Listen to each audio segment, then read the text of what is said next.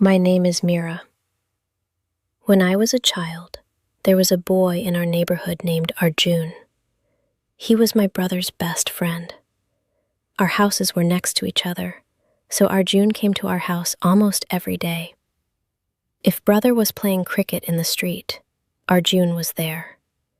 If brother was watching cartoons in our living room, Arjun was sitting beside him. And if I was peacefully doing something, Arjun would come and disturb me. Whenever I tried to watch my favorite TV show, Arjun would change the channel.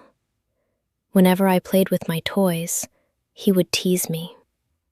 Whenever I sat quietly, he would make funny faces and annoy me. "Brother," I would shout, "tell your friend to stop irritating me." He would just laugh. "Mira, relax, he's just joking." But I didn't find it funny. "Arjun, I hate you," I would shout. And he would smile proudly and say, "Good, I don't like you either." We fought about everything. If we played a game, we argued. If we studied together, we argued. If we sat in the same room, we argued. Sometimes our parents had to separate us. My mother often said, "You two fight like cats and dogs." Years passed like this. Arjun and brother became taller, stronger, and more mature. I also grew up, but my feelings toward Arjun did not change. When we were teenagers, things slowly began to change. Arjun was no longer the annoying little boy who teased me. He became calm, confident, and kind. He was tall and had a warm smile. But still, whenever we met, we argued. One evening when I was 16, brother and Arjun were playing cricket outside. I was sitting on the steps, reading a book. Suddenly the ball rolled near me. Arjun came to pick it up. He looked at my book and asked, "You actually enjoy reading?" I rolled my eyes. "Yes, unlike you." He smiled. "Wow, still the same angry girl." "I am not angry," I said immediately. "You look angry all the time." "You are the reason." He laughed softly. For a moment, I noticed something strange. His laughter didn't annoy me as much as before, but I quickly ignored that thought. Years passed again. Brother and Arjun went to college together in another city. For the first time in many years, our house felt quiet. No loud voices, no cricket matches, no arguments. At first I felt peaceful, but after some weeks, I noticed something unexpected. I missed the noise. Sometimes when I sat in the living room, I remembered the way Arjun used to tease me. It was strange. Why was I thinking about him?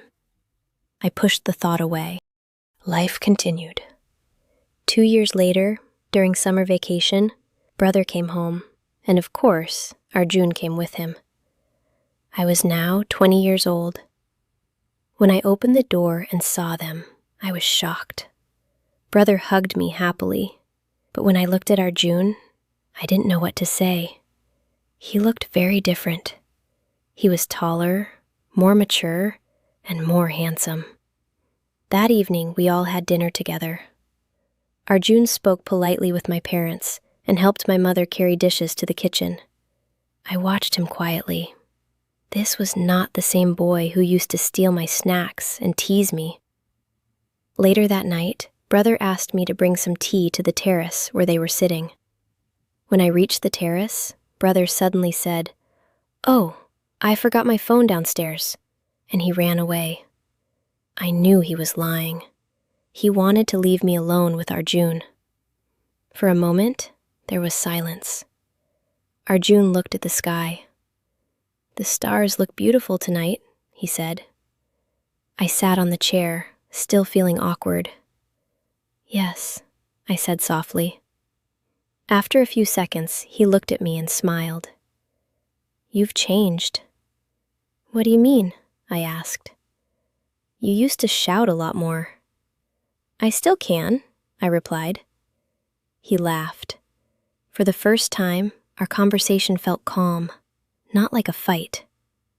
Over the next few days, we spent more time together because brother often forced us to join him. One evening, we went to the beach. Brother received a phone call and moved away to talk. Arjun and I were left standing near the water. The wind was strong, and my hair kept flying into my face. Arjun gently handed me a hair clip. "Here," he said. I looked surprised. "You carry hair clips?" I asked. "No," he said, smiling. "My sister forgot it in my bag." I laughed. Then suddenly, a big wave rushed toward us. I lost my balance and almost slipped. Before I could fall, Arjun quickly held my hand. For a moment, everything felt still. The sound of the waves, the wind, the warm touch of his hand. Our eyes met. My heart started beating faster. He slowly let go of my hand. "Careful," he said softly. That night, I couldn't sleep. A few days later, something happened that made everything clear. I was walking home from the market in the evening. Suddenly, someone walked beside me. It was Arjun. "I saw you from the corner," he said. "I thought I should walk with you." We walked quietly for a few minutes. Then he said something unexpected. "Mira, can I ask you something?" "What?" "Why did you hate me so much when we were kids?" I laughed and said, "You were very irritating." "Maybe," he said, "but I used to tease you because you reacted so strongly." "That's not a good reason," I said. He smiled. "I know." Then his voice became softer. "But the truth is, I always liked talking to you." I looked at him with surprise. "You liked arguing with me?" I asked. "Yes," he said. I shook my head. "You're strange." He looked directly into my eyes. "Maybe, but there is something else I want to say." My heart started beating fast again.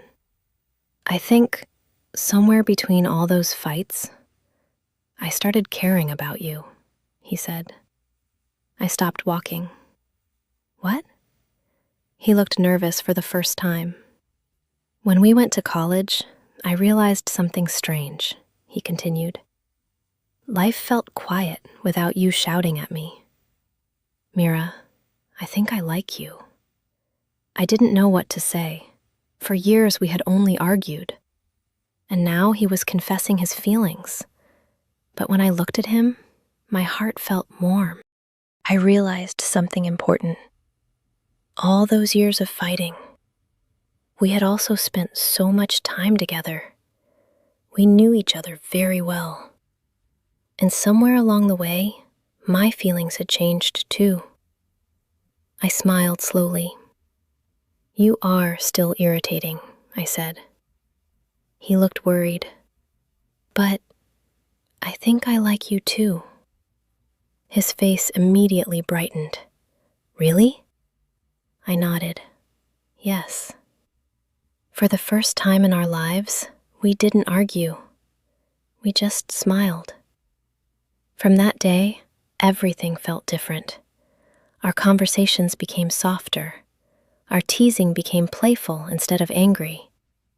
We started spending more time together. Months later, when brother found out about us, he laughed loudly. "I knew it," he said. "You two fought too much. That's how I knew you liked each other." I rolled my eyes. "Don't be dramatic." But inside, I felt happy. After that day, our relationship slowly grew stronger. Arjun returned to college, but we spoke every day on the phone. Sometimes we talked about our studies, sometimes about our families, and sometimes about nothing important at all.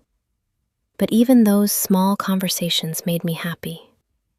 Even though we lived in different cities, our connection became deeper. One evening, Arjun said something that surprised me. "Mira, I want to show you something when I come home next month." "What is it?" I asked. "It's a surprise," he said. "I don't like surprises," I said. He laughed. "You'll like this one." The whole month, I kept thinking about what he wanted to show me. Finally, the day arrived when Arjun came back home. Brother and I went to pick him up from the bus station. When he saw me, he smiled in the same warm way that always made my heart beat faster. "Hello, angry girl," he said playfully. "I'm not angry anymore," I replied. "Good. That means I'm doing something right." That evening, he asked me to meet him at the small park near our neighborhood. When I reached there, the sun was setting and the sky looked golden. Arjun was standing near a tree with a small bag in his hand. "You're late," he said. "I'm only 5 minutes late." "That's still late." "See? You're still irritating." He laughed. Then he took something out of the bag. It was a small notebook. "This is for you," he said. I looked at him with surprise. "What is it?" I asked. "Open it," he said. When I opened the notebook, I saw something beautiful. Every page had small handwritten notes. Some pages had memories.